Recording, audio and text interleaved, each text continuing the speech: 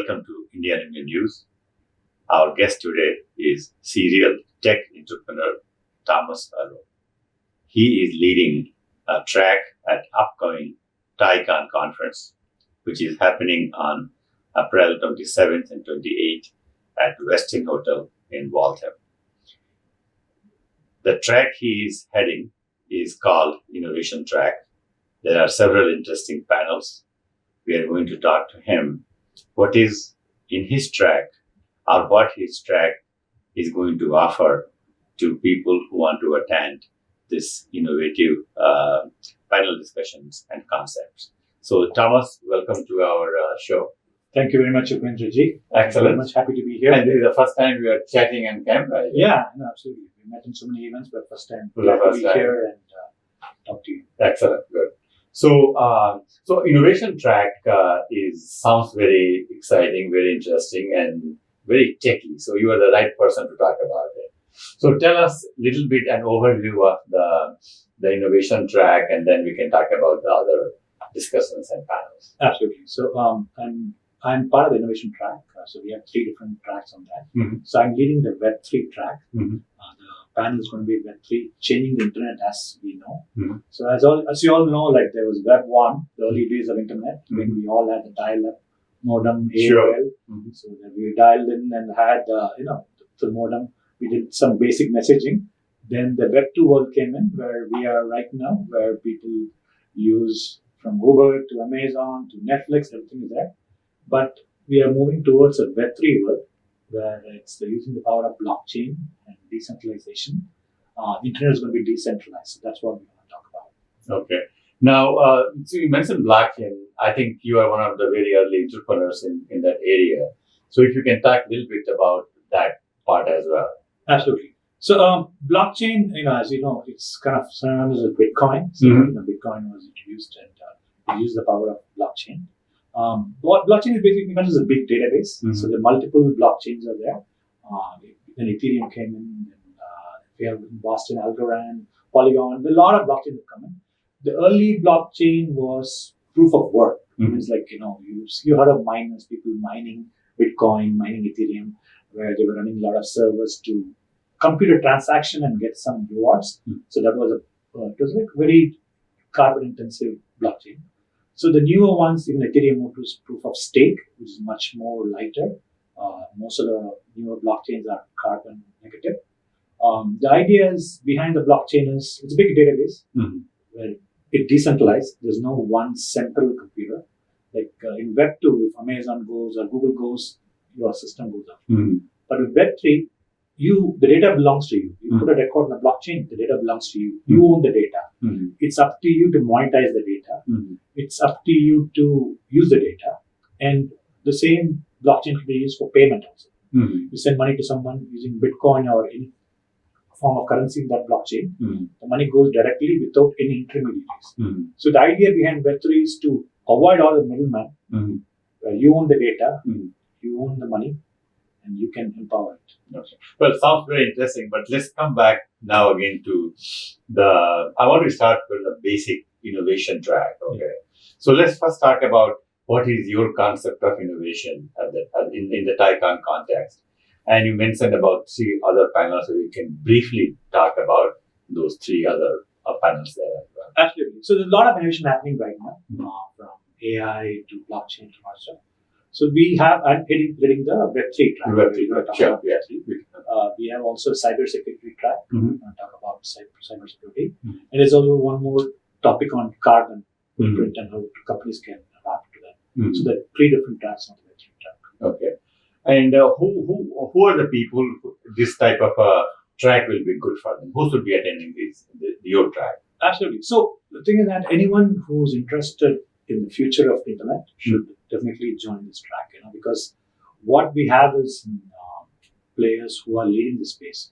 So there are a lot of companies in Boston, a lot of people who are innovators in the space. So my idea is to get all of them in the panel to educate what is happening in Web3 and what is the future. So it could be an entrepreneur or it could be a person working who's interested in knowing about this space. More than welcome. Even students can come and understand what's happening in this technology. Mm-hmm. And What about the other panel you were talking about, cybersecurity? That's also a very hot item as well. So if you can talk a bit about more that. Yeah, absolutely. So cybersecurity panels, again, as we all know today, we are all from your computers to phones to enterprises. Cybersecurity is the number one thing. It has to be taken care of. Otherwise, your systems are going to be held up and ransomed, and you're going to lose data. So data is a new oil, and oil is very expensive. Data is very expensive. So companies have to adapt to make sure that the systems are protected, and that's what the panel is talking about. Okay. And what type of panelist you guys are seeking out? So one of the things we want to do is we want to make it very informative. So we want to bring in all the cross section of three. One is entrepreneurs who are in this Web3 space, and also we want to bring in educators because EDU is also a good thing. Third is the VC, investors in this thing. So I want to bring the trilemma, three different groups to talk about this one. Okay. Now, in terms of investment, what is the how the investment market is as far as these new technologies are concerned? That's a very good question. Yeah. So what happened is there was waves, ups and downs. Like the early days of internet in 1999, 2000. A lot of money went there, and then it was bust. So like this, I think we are through second round of crypto winter.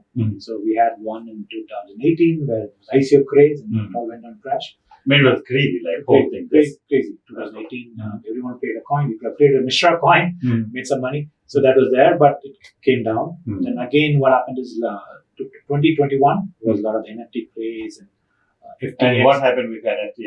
FTX, BlockFi, all the stuff came and stuff. But irrespective of what happened, the technology is there. The technology is very solid. There are a lot of fundamental things that can change across the world. Where today you do a money transmission to India or anywhere else in the world, there's so much of middlemen coming and taking a cut of it. With blockchain, you can send money directly and for almost no cost. So now I will not hold you to this one, but for a layman who really doesn't understand this language and very much intrigued by these concepts and all the changing technology, how will you explain this changing technology to a layman?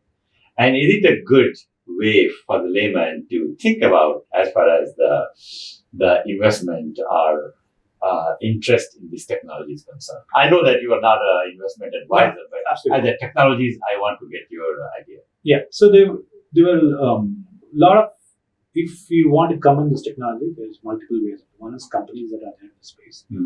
Then there are blockchains in the space where you can invest. You can invest, and most of the blockchain, the way you have to invest is buying the token. For example, we have a company called Algorand here, which is a MIT spin-off. It's a blockchain. There's Algo tokens. You can buy the tokens. There's one more blockchain called Polygon. You can buy Polygon token. Or there's Bitcoin. You can buy Bitcoin. But I wouldn't advise anyone because it's all very volatile. Bitcoin went from this time, 10 cents went to $50,000. Now it's back to $24,000. So things changes. And I think it's okay to put a small part of it, knowing that you will lose it. So don't. If you have extra somewhere, not even like in spare change, just to put it to see what it is. Nothing to. I wouldn't suggest to put anything. Sure. So now, before again, we will come back to the TiECON and innovation track. But before that, you have been involved with technology and you have started several companies. Tell us a little bit about your journey. Oh yeah, so you had one successful sell as well, right? So me and my partner, we were working in Yatra in 2008. My partner Darpan Seth, we started a company called Expedition. Two of us sat in Panera and North Andover, came with the name, registered, and started a company. We grew from 2 to 280 people. And we sold that company to Google Recipient in 2015.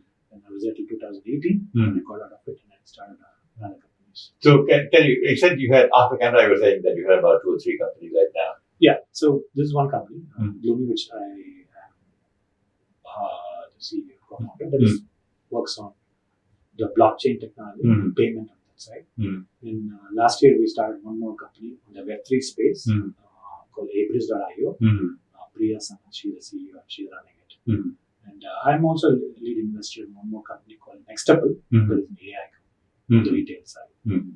So now let's come back to with your all this experience now. Give us some insight about this very tech savvy track at TiECON. How the track is going to play out during the event. Yeah. What is the sequencing and how? Yeah, absolutely. So what we want to do is the topic. And Sunita is heading the culture. Sure. Yeah. And she Actually, we had an interview with her. Yeah. She came with the tracks, and I was like a proponent of Web3 and other cybersecurity track, and track their leads for that. I'm sure you may interview them. Sure. So in my track, at least what we want to do is not only talk about the technology, give an idea of where it's going to go from here, and what are the practical use cases of the technology. So like again, blockchain people are like thinking of Bitcoin and NFT scam. Oh, there's more to it. Like we have land titles that can be in blockchain. Payment can be done through blockchain. So there's so many use cases. What's going to happen also? All the physical assets can be digitized in the blockchain. So an apartment or a car or land, everything can be digitized in blockchain. Or it's a tree, that can be blockchain for carbon credit. So there's so many use cases of it. We're going to pick up a couple of practical use cases and stuff like that to talk about it. So can you simplify this concept further? For totally, like someone like me who has absolutely no clue what is Web3 and all. So like in a simpler way, how you can, so that our, the viewers can get some sort of idea what they're going to get at the time. Okay. So as I said earlier, we know Web 1 we started earlier. Sure, yeah. Web 2 is what you have now. Sure. Web 3 is just starting, where we use the power of blockchain, where you have power, you have power. Say the idea behind let me go. So how long, if you look at the timeline, how many years was Web 1?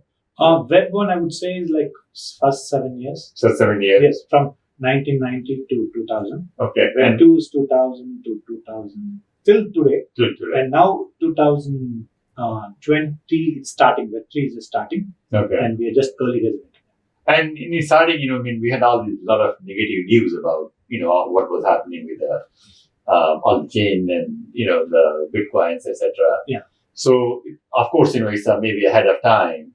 So now now in this context, now tell us in a simpler way that how this technology works. Absolutely. So in Web3, the concept is decentralized. You don't need to have a central system to maintain your data. No more requirement for Google or Amazon or Netflix. Everything is decentralized. Everything. So, like for example, you have a data. Right now, it's stored in the cloud somewhere. But if it's decentralized, it's distributed across all the computers. If a central system goes down also, you'll have access to your data. And you own the data. What you do with the data is your thing. So like, for example, if you look at Facebook and Google, last year they made billions of dollars. How much money did you get from Facebook or Google last year? How much money did you get? We got some money. Some money. At least through the advertising. Oh, okay, but you got, the average man doesn't get it. So the power of blockchain is that actually we got a good money. Because you are in the media business. Sure. So but for average man, I did a TED talk on this one a couple of months back on why everyone should be an NFT. So that's why this is the question. But in that audience, no one raised because it was generic MIT. So like the idea is it's coming to the future where you own the data, you control the data, and you dictate what has to happen with your data. So like today, Web2 companies goes out of business. Typically, you lose your data. Say you would have stored all your photos in Shutterfly or something. It goes up, you do it. But here you have the access to the data. You own the data, and it's always with you. And you can control who has access to the data and how much they should pay for you. All that stuff can be done. So now here's my next question is, so how scared should be Google or Facebook or other these type of companies where, do you feel threatened or they want to be part of this movement or how just explain that? So what happened is there are purists, decentralized. That idea behind the paper of Bitcoin was to make sure decentralized people don't have access to it. And now what has happened slowly is that all these big players started adopting it. So, Google and all the people are going to be in business, but they've kind of embraced blockchain. IBM, Google, big companies have embraced blockchain, and they're using the blockchain technology for various things. So again, as they also adopt and try to use the technology rather than being scared. Okay. But one of the challenges also is the regulation. Government doesn't know what to do with that. They don't want an alternative to the US dollar. So that's what India government has put some huge taxes on that. The Chinese government has banned it. So because if people start transacting using crypto, then there's no need for a government US dollar or any other dollar. No? It becomes an alternative payment. So that's why the government is working on regulation. It's still early days. One day they say something, next day they say something. But it's all going to be started over a period of time, and it's going to be okay. So as you said earlier that we are really at the cusp of Web3, right? So now let's fast forward. Let's go to 15 years further. 15 years from now, and as a technologist and entrepreneur in this marketplace, what do you think? What we'll be seeing in 15 years? In 15 years, like if you dial back, those days you make a call, you make a call to India, you're paying so much money, paying $1 a minute or whatever. And now it's free. So like 15 years from now, you'll own the data. It's going to be ubiquitous of sending money to anyone. It's going to be near real time. It's going to be free. There's no middlemen involved in any of the processes. So what happens is whenever there's a middleman, there's a cut. There's a bank. So like here, if I had to send money to someone to India, it goes directly to them. So now my question is, what happened to the money? Where is the money? What money we are talking about? How the money is being done? Okay, that is a very good question. So again, blockchain is a big ledger. I'm really enjoying this interview. Blockchain is a big ledger. So there are two types of money. One is the value of the token. It is Bitcoin or Ethereum. That is based on the demand and supply. That is keeps fluctuating. Okay, it's just like today, Bitcoin is $24,000. It's based on someone is willing to buy at that price. Tomorrow it might go down or up. That is one kind of money. That is token. Second is there are companies which have physical assets converted to dollar. In Circle, which is based in Boston, they have over $50 billion as USDC, which is backed by asset. That $1 is always a dollar. You can send money across the globe near real time. It goes, but it's always backed by a physical asset. Some asset. Asset could be treasuries and stuff. And these are stable coins. It's called stable coins. There are two types of stable coins. One is based by assets. Then one is algorithm.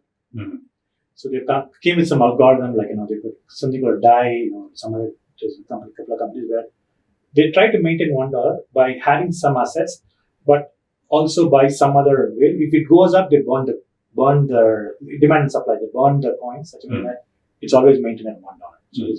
So these are three things. One is the basic token. Next is stable coin, which is backed by physical assets like Circle. And there are a couple of algorithmic stable coins which maintains $1 or euro. So what about some international standards? Are some laws are being made? Like some process, the global process is being followed? Where we are there and that? We are very, very early days.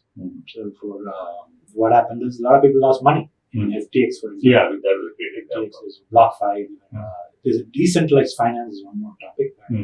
You have cryptocurrencies, Bitcoin or Ethereum. Now, just remember that we're talking 15 years from. 15 years from now, all transactions are going to be free. There's no middleman.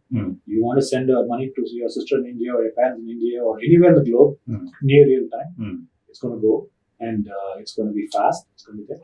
Same data, you own the data. Everything is ubiquitous. Everything is going to be free. So now another question is for a person like me is right now I have a US dollars. I have some gold.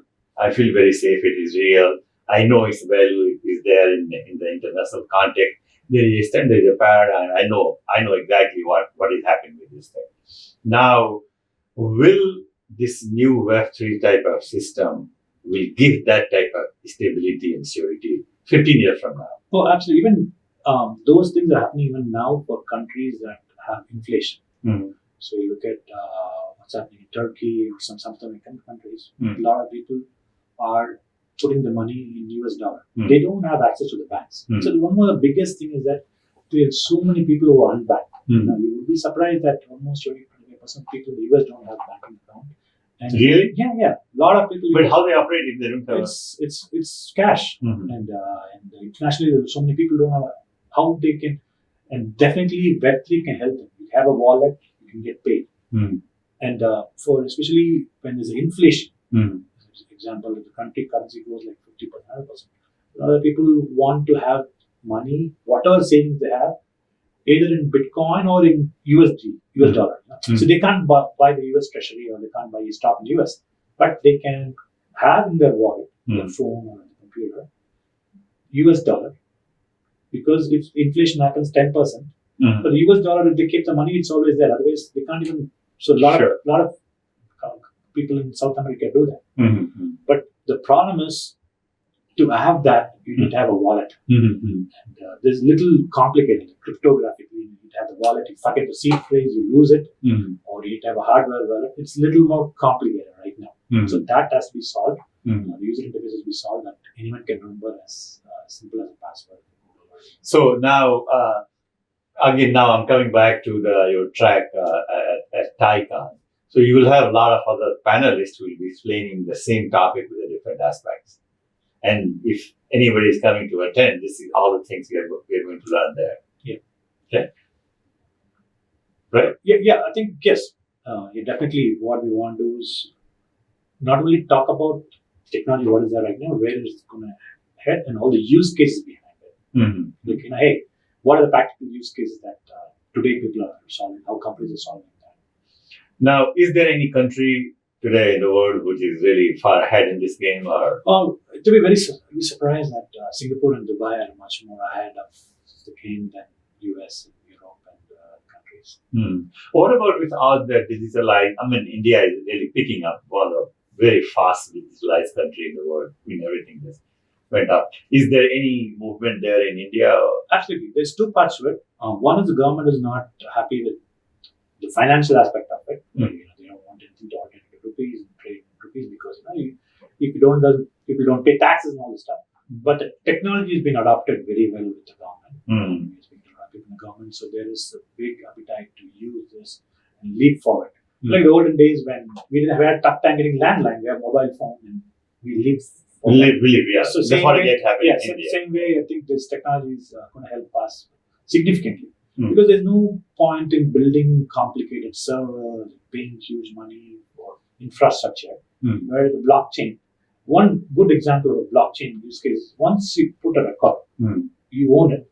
And there's no need to pay a fee forever. Today, you store something in Google, you need to be paying every year some money.